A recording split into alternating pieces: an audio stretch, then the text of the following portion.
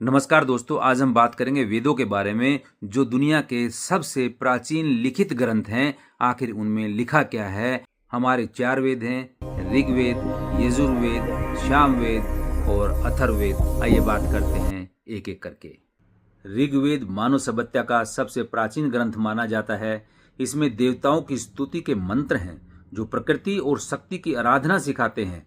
अग्नि को देवताओं तक संदेश पहुंचाने वाला दूत कहा जाता है। इंद्र को शक्ति और वर्षा का देव बताया जाता है। ऋग्वेद हमें सिखाता है कि श्रद्धा, प्रार्थना और ज्ञान से ही जीवन संतुलित होता है। यजुर्वेद कर्म और अनुशासन का वेद है।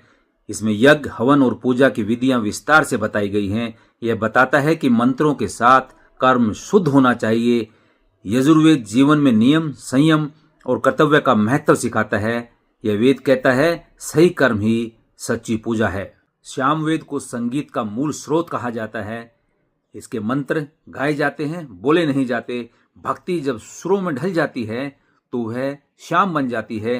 भारतीय शास्त्रीय संगीत की जड़ें सामवेद में मिलती हैं। यह वेद बताता है कि संगीत आत्मा को ईश्वर से जोड़ता है। अथर्ववेद सबसे व्यवहारिक वेद माना जाता है। इसमें रोग, भय, दुख और समस्याओं से मुक्ति के मंत्र हैं।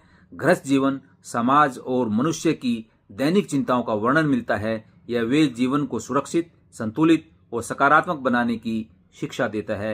अथर्ववेद कहता है स्वस्थ जीवन ही सच्चा धर्म है। चारों वेद ज्ञान, कर्म, जीवन और भक्ति का संतुलन है।